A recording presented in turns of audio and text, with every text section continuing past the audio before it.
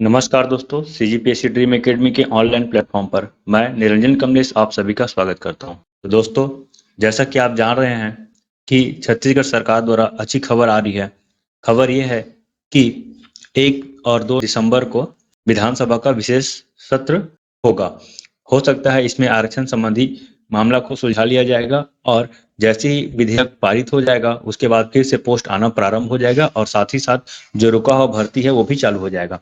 तो दोस्तों, ज़्यादा समय नहीं है, आपके पास 1 महीना है। 1 महीने बाद आपको चीज़ें देखने को मिल जाएगा जिसमें भर्ती संबंधित बहुत सारी परीक्षा आएगी। तो दोस्तों, समय कम है, अभी से आप तैयारी कीजिए। अगर आप तैयारी नहीं कर रहे हैं तो तैयारी को शुरू कर दीजिए। इसी के संदर्भ में आपके लिए प्राचीन इतिहास, छत्तीसगढ़ प्राचीन इतिहास लेकर आया हूँ आज। और मैं भी कुछ ना कुछ आपके लिए वीडियो लेकर आता ही रहता हूँ और आप जरूर पढ़िए और अपनी तैयारी को और अच्छे से मजबूत कीजिए।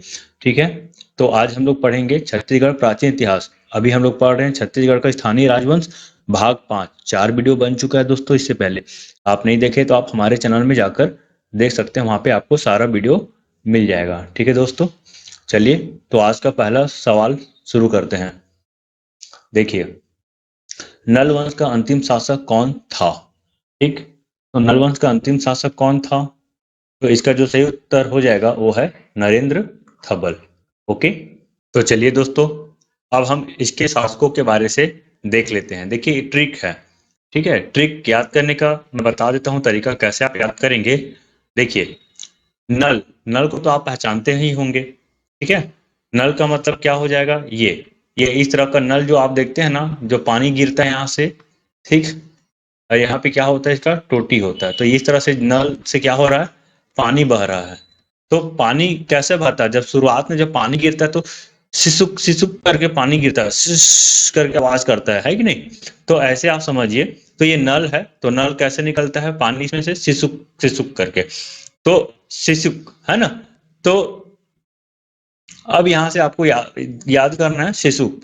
आपको बोलना है आधा हुआ, थोड़ा ज्यादा हुआ, फिर पूरा हुआ, ऐसे बोलेंगे। आधा हुआ, थोड़ा ज्यादा हुआ, फिर पूरा हुआ। फिर अब यहां से अलग ट्रैक में बदल जाएगा चीजें। ओके, फिर से बता दे रहा हूं आपको याद कैसे करना है। नल से पानी कैसे निकलता है? सिसुक सिसुक करके पानी निकलता है। आप इतना को पढ़ लीजिए। नल से पानी कैसे होकर निकलता है? तो सिसुक सिसुक होकर पानी निकलता है। ठीक है, या सिसुक सिसुक करके पानी निकलता है। तो ये सिसुक तो आपको याद रखना है, ये आदि पुरुष है यहाँ के। ठीक है, नल वंश के संस्थापक हैं, लेकिन वास्तविक संस्थापक जो है वराहराज को माना जाता है। तो नल से पानी सिसुक सिसुक करके निकलता है। उसके बाद आपको बोलना है कैसे। तो थोड़ा आधा हुआ, थोड़ा ज्यादा हुआ, फिर पूरा हुआ। आधा हुआ, थोड़ा ज्यादा हुआ और फिर पूरा हुआ। अब इसको याद करेंगे ऐसे। भाव भाव मतलब क्या होता है? भाव मतलब हम लोग क्या बोलते हैं? कुत्ता भाव भाव करता है। तो उसके संदर्भ में हम इसको याद करेंगे। हम बोलेंगे यहाँ पे भाव है, इसका अर्थ यह नहीं कि वो स्कंद खाएगा। मतलब कुत्ता है, इसका मतलब ये नहीं कि वो क्या खाएगा? स्कंद। स्कंद समझते हो ना, जो कंद मूल वगैरह होता है जो जमीन के नीचे उगता है वो। तो भाव है, इसका अर्थ यह नहीं कि वो स्कंद खाया गया। फिर पूछेंगे कैसे नंद स्तंभ, है ना। यहाँ पे हम पूछेंगे कैसे नंद स्तंभ, तो वो भी जवाब देगा हाँ सही है। तो देखिए, फिर से बोल रहा हूँ। नल से पानी कैसे निकलता है? तो सिसुक सिसुक करके नल से पानी निकलता है ना। आधा हुआ, थोड़ा ज्यादा हुआ, फिर पूरा हुआ। नल से पानी सिसुक सिसुक करके निकलता है। आधा हुआ, थोड़ा ज्यादा हुआ, फिर पूरा हुआ। फिर भाव है, इसका अर्थ यह नहीं कि वो स्कंद खाएगा। भाव है, इसका अर्थ यह नहीं कि वो स्कंद खाएगा। कैसे नंद स्तंभ, कैसे नंद स्तंभ, तो इस तरह से आपको ये याद हो जाएगा। ठीक है, अब इधर देखिए। ऊपर पृथ्वी, देखिए ऊपर पृथ्वी है, नीचे भी पृथ्वी है। ठीक है, लेकिन अच्छी बात नहीं है। तो ऊपर पृथ्वी वेरी बैड वेरी बैड, नीचे पृथ्वी वेरी बैड वेरी बैड। ठीक है, तो फिर से बोलना है आपको। ऊपर पृथ्वी वेरी बैड है ना, वेरी बैड। नीचे पृथ्वी वेरी बैड। तो ऊपर पृथ्वी है, फिर वेरी बैड, फिर पृथ्वी। ओके, फिर आगे आपको बोलना छोटा भीन भीन भीन छोटा भीन। तो इस तरह से देखिए, मैं आप फिर से बता रहा हूँ। नल से पानी कैसे निकलता है? सिसुक सिसुक करके निकलता है। आधा हुआ, थोड़ा ज्यादा हुआ, फिर पूरा हुआ। भाव है, इसका अर्थ यानी कि वो स्कंद खाएगा। कैसे नंद स्तंभ। ऊपर पृथ्वी वेरी बैड, नीचे पृथ्वी वेरी गुड भी बोल दो। फिर भीन, छोटा भीन भीन भीन करके आप बोलोगे तो इस तरह से ट्रिक याद हो जाएगा। 2 से 4 बार आप घटिया तरीके से बोलिए, कोई दिक्कत नहीं है, ये आपको आसानी से याद हो जाएगा। ठीक है, तो इसका जो सही उत्तर हो जाएगा 51 का, वो है option number A, Narendra Thabal. ठीक है, चलिए अब आगे दूसरा क्वेश्चन को देखते हैं। सही संबंध बनाइए, हमको इसमें सही संबंध बनाना है। मतलब इधर शासक है, दूसरी तरफ क्या लिखा है, तो शिलालेख या ताम्रपत्र। तो अर्थपति, तो अर्थपति का ताम्रपत्र पडिया पाठा है ना, पडिया पाठा में हमें अर्थपति भट्टारक का उल्लेख मिलता है। दूसरा भावदत्त वर्मा, तो भावदत्त वर्मा का होगा रिद्धिपुर। ओके, बिलासपुर का राजिम है, और स्कंद वर्मा का क्या हो जाएगा, पोड़ा गढ़। तो ये इस तरह से सबका क्रम से है, इसे आप याद कर लेंगे, एग्जाम में पूछता है ना, शिलालेख किससे संबंधित है बोल के। ओके, तो इसका सही उत्तर हो जाएगा ऑप्शन नंबर ए। अगला क्वेश्चन देख लीजिए, पुलकेशिन द्वितीय के ऐहोल प्रशस्ति पत्र में किस वंश का वर्णन है। तो पुलकेशिन द्वितीय के ऐहोल प्रशस्ति पत्र में किस वंश है ना, यहाँ पे हमको बताना है वंश। तो वंश का बात हो रहा है तो यहाँ पे नल वंश हो जाएगा, और यदि हम यहाँ पे शासक की बात करें तो ये हो जाएगा बिलासतुंग। ध्यान रखेंगे, बिलासतुंग का क्या है यहाँ पे वर्णन है। ठीक, तो ये इसका सही उत्तर हो जाएगा नल वंश। ठीक, चलिए अगला क्वेश्चन देखेंगे, सरबपुरी ताम्रपत्रों पर क्या नहीं होता था। तो सरबपुरी ताम्रपत्र मतलब सरब वंश के जो शासक है, जो ताम्रपत्र जारी करते थे, उस ताम्रपत्र में ना चित्र नहीं होता था। ध्यान रखेंगे, क्या नहीं होता था, तो चित्र नहीं होता था। ठीक है, चलिए तो इसका ऑप्शन हो जाएगा उत्तर सही डी। ठीक है, अगला क्वेश्चन, एरेंगा के मृत भांड में किस शासक का स्वर्ण मुद्रा प्राप्त हुआ है। तो किसका स्वर्ण मुद्रा प्राप्त हुआ है, तो इसका जो सही उत्तर हो जाएगा वो है वराह राज, है ना। सही उत्तर हो जाएगा इसका वराह राज। और इसी से पता चलता है कि वराह राज जो है वास्तविक संस्थापक है।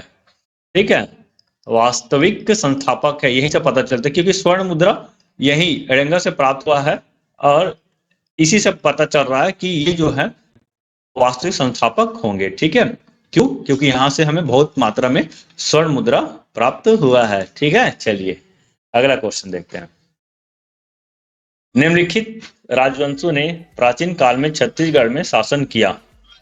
किसने शासन किया छत्तीसगढ़ में, हमको इसको क्रम से जमाना है। तो इसका तरीका भी बताया था मैं, है ना। तो दो तरीके से ट्रिक बताया था, मौसा के मेवा गुरापन सपा, और दूसरा ट्रिक बताया था हरानस पाशोबा। ठीक है, फिर से लिखता हूँ इसको, यहीं से बन जाएगा हरानस पाशोबा। ठीक है, रानस पाशोबा। तो रा से राजर्षि तुल्य कुल, तो यहाँ पे आ गया राजर्षि तुल्य कुल। न से नल वंश, फिर सा से सरबपुरी वंश। तो ये तो 1 3 फिर 2, तो 1 3 2 और फिर 4 चक्रकोट का नागवंश, यानी कि इसका संबंध है छिंदक नागवंश, है ना। इसका मतलब है छिंदक नागवंश। तो ये इस तरह से होगा। ओके, चलिए अगला क्वेश्चन, केसरी बेड़ा ताम्रपत्र की शासक से संबंधित है। तो केसरी बेड़ा कैसे रे बेड़ा, अर्थपति भट्टारक को बोलेंगे कैसे रे बेटा।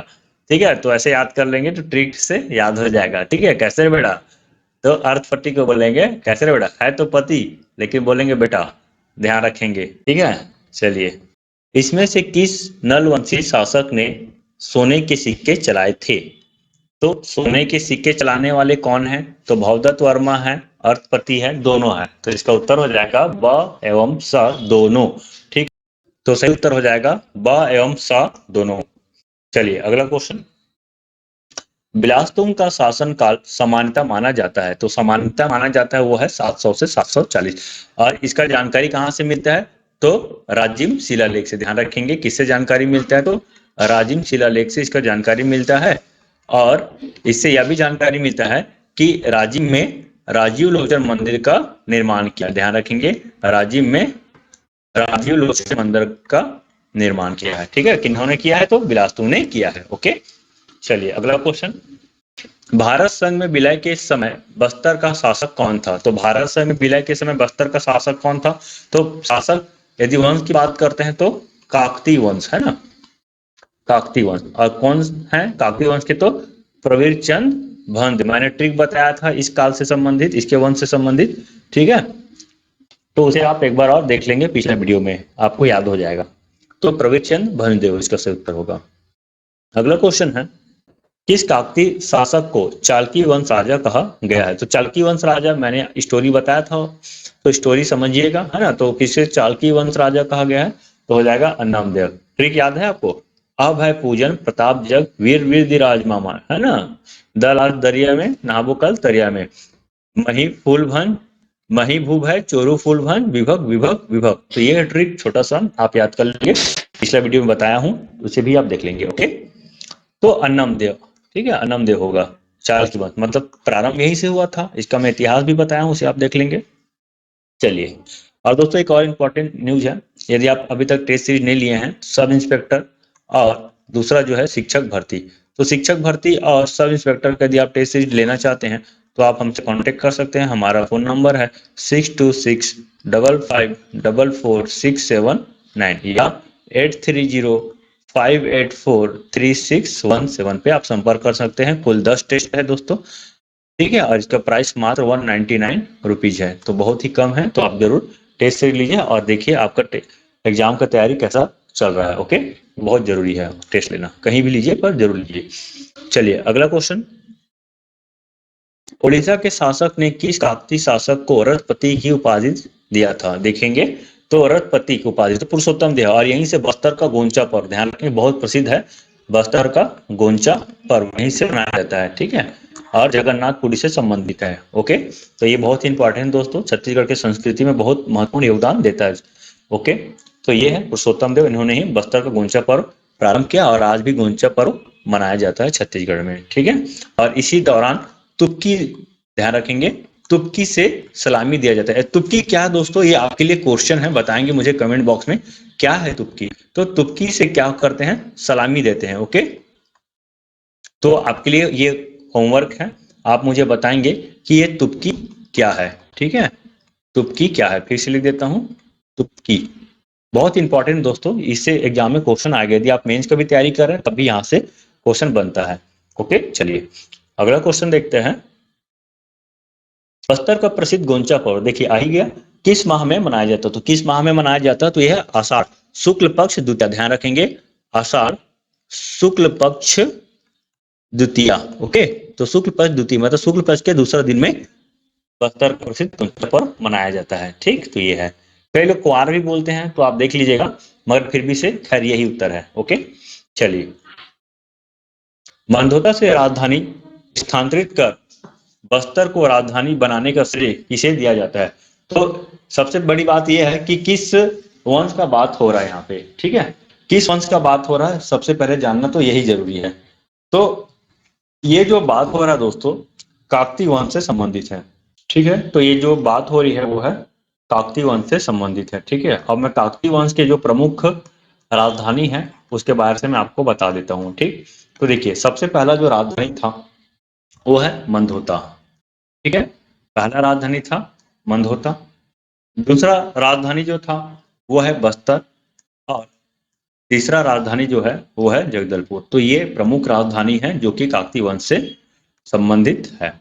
तो मंदोता, इसको राजधानी बनाने का श्रेय जो जाता है वो प्रथम शासक अन्नम देव को जाता है। ओके, दूसरा है बस्तर, तो बस्तर को राजधानी बनाने का श्रेय जो है वो है पुरुषोत्तम देव को, ठीक है, इसलिए बस्तर का गोंचा पर्व प्रमुख हुए। ओके, तो पुरुषोत्तम देव इसका जो है सही उत्तर हो जाएगा। तीसरा जो है जगदलपुर, तो जगदलपुर को है दलपत देव, ठीक है, दलपत देव जो है जगदलपुर को राजधानी बनाया था, ठीक है। तो ये इस तरह से है, बहुत ही इंपॉर्टेंट है, इसे आप ध्यान में रख लेंगे। और ध्यान रखेंगे दलपत देव के समय में ही नीलू पंत ने आक्रमण किया था। दलपत देव के समय किसने आक्रमण किया था? तो नीलू पंत ने, तो जो कि मराठा सेनापति है, ठीक है, कहाँ की सेनापति है? तो मराठा सेनापति है।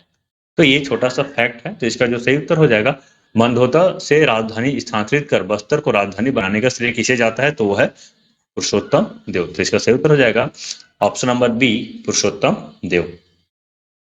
अगला क्वेश्चन, किस शासक के शासनकाल में बस्तर में मुसलमानों का अनेक धर्मांधता पूर्ण आक्रमण हुआ था? मुसलमानों का सबसे ज्यादा आक्रमण, तो आक्रमण होने का सबसे ज्यादा जो शासक है वो है जगदीश राजदेव, ठीक है, तो इसका जो सही उत्तर हो जाएगा वो है option number C, Jagdish Rajdev. चलिए अगला क्वेश्चन, किस शासक की सेना ने गोलकुंडा के मोहम्मद कुली कुतुब शाह की सेना को पराजित किया था? बहुत ही प्रतापी शासक है दोस्तों, इसके नाम में ही प्रतापी छुपा हुआ है, ठीक है, तो ये हो जाएगा प्रताप राज देव। तो प्रताप राजदेव जो है इसका सही उत्तर हो जाएगा। ओके, अगला क्वेश्चन, प्राण प्रताप चक्रवर्ती की उपाधि धारण करने वाला शासक तो कौन है? तो ये है राजपाल देव। ऑप्शन नंबर डी जो है सही उत्तर होगा। ध्यान रखेंगे उपाधि है प्राण प्रतापी चक्रवर्ती का उपाधि धारण किया था। ठीक है, चलिए अगला क्वेश्चन। बस्तर को छोड़कर जगदलपुर राजधानी स्थानांतरित किस शासक के शासन काल में हुआ था? फिर से बस्तर से अब जगदलपुर, मैंने बताया था अभी। तो बस्तर से जगदलपुर राजधानी स्थानांतरित करने वाले जो है वो है दलपत देव। तो ऑप्शन नंबर ए जो है सही उत्तर हो जाएगा। ठीक है, चलिए अगला क्वेश्चन। पोड़ागढ़ अभिलेख किस शासक से संबंधित है? तो फिर से हम आ गए नल वंश में। तो पोड़ागढ़ अभिलेख किस शासक से संबंधित है? तो ये हो जाएगा ऑप्शन नंबर बी स्कंद वर्मा। ओके, तो स्कंद वर्मा इसका सही उत्तर होगा। और इसमें कुछ इंपॉर्टेंट जानकारी भी है दोस्तों, आप ध्यान रखेंगे। स्कंद वर्मा, आपको मैं पिछले वीडियो में बताया था कहानी। स्कंद वर्मा जो है, जो बिगड़ा हुआ जो पुष्करी था उसको वापस फिर से बसाया था। ठीक है, तो आप ध्यान रखेंगे पृथ्वी सेन। ठीक है, पृथ्वी सेन जो है किसको पराजित किया?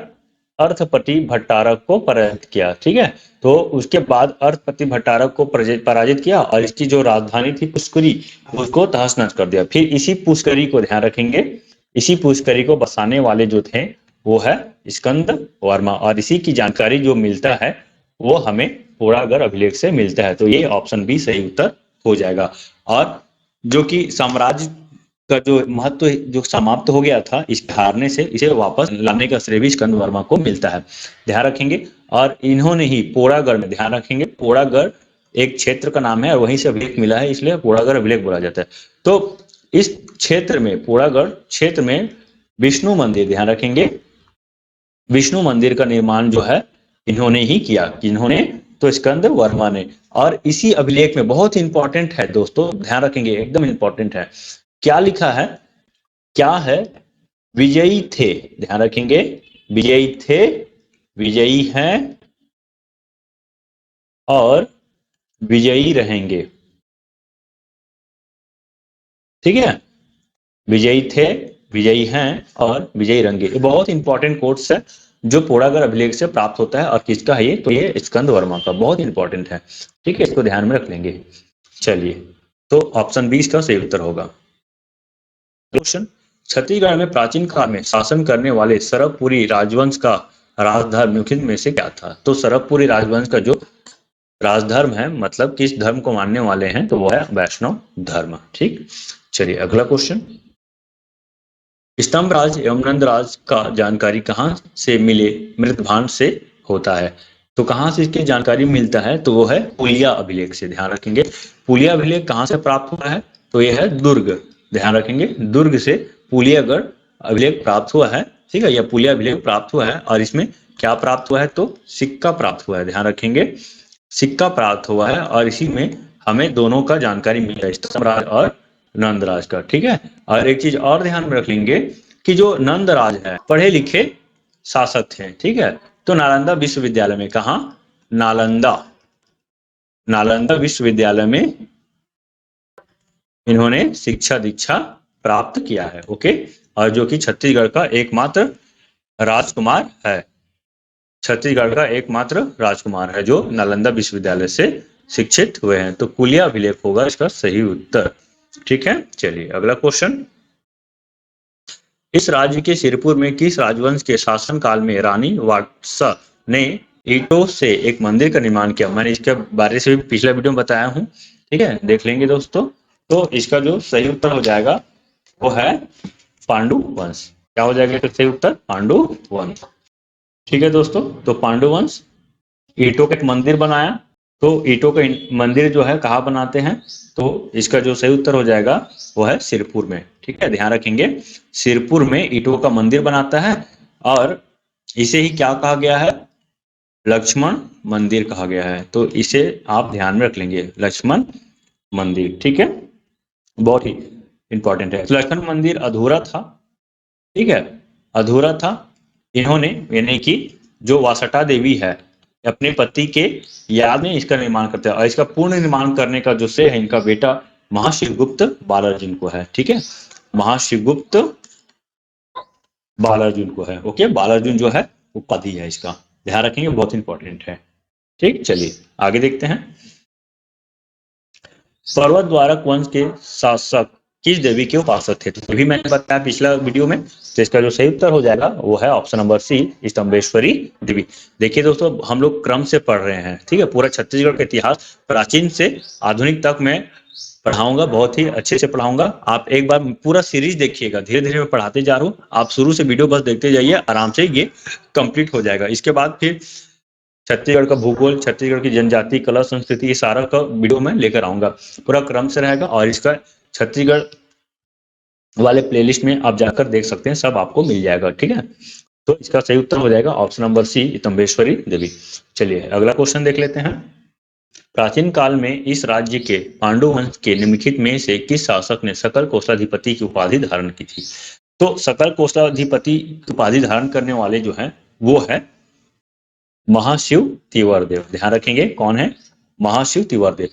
क्यों सकल कोषाधिपति की उपाधि दिए हैं? क्योंकि इन्होंने कोसल क्षेत्र, ध्यान रखेंगे, कोसल क्षेत्र यानी कि देखिए कोसल, उत्कल और मैकल, ये तीनों क्षेत्र को इन्होंने विजिट किया था, इसलिए इसे पूर्ण रूप से क्या बोल दिया? सकल कोसलाधिपति। ओके, तो तिवारदेव है सही उत्तर। और इसके बाद ननराज, ध्यान रखेंगे, ननराज के काल में क्या होता है? उत्कल क्षेत्र जो है हाथ से चला जाता है, इस वंश से चला जाता है, तो इसलिए इसे सकल कोसलाधिपति ना बोल के कोसल मंडलाधिपति की उपाधि प्राप्त होता है। क्या उपाधि प्राप्त होता है? तो कोसल मंडलाधिपति की उपाधि प्राप्त करता है ये, ठीक है। क्यों? क्योंकि इसके समय में उत्कल क्षेत्र जो है इसके हाथों से चला जाता है। खैर, प्रश्न का जो सही उत्तर हो जाएगा वो है ऑप्शन नंबर ए, तिवारदेव। अगला क्वेश्चन देखते हैं। राज्यलोचन मंदिर का निर्माण किस शैली में किया गया है? तो राज्यलोचन मंदिर का निर्माण जो है वो पंचायन शैली में किया गया है, तो इसका सही उत्तर हो जाएगा ऑप्शन नंबर बी, पंचायन शैली, ठीक है। और इसको बनाने वाला कौन सा वंश है? तो नल वंश। नल वंश के शासक बिलास तुंग, इसके बारे से मैंने अभी देखा, ठीक है। तो बिलास तुंग, तो ठीक है। चलिए ऑप्शन नंबर 20 का सही उत्तर होगा। तो ठीक है दोस्तों, आपको वीडियो कैसा लगा जरूर लाइक कर कीजिए, और पसंद आता है तो और अपने दोस्तों तक जरूर शेयर कीजिए। वीडियो में नए हैं तो आप प्लीज वीडियो को सब्सक्राइब कर लीजिए, क्योंकि इसी तरह का वीडियो आपको मिलता ही रहेगा। तो मिलते हैं एक नई वीडियो के साथ, तब तक के लिए बाय बाय दोस्तों, मस्त रहिए, मस्त पढ़िए, थैंक यू।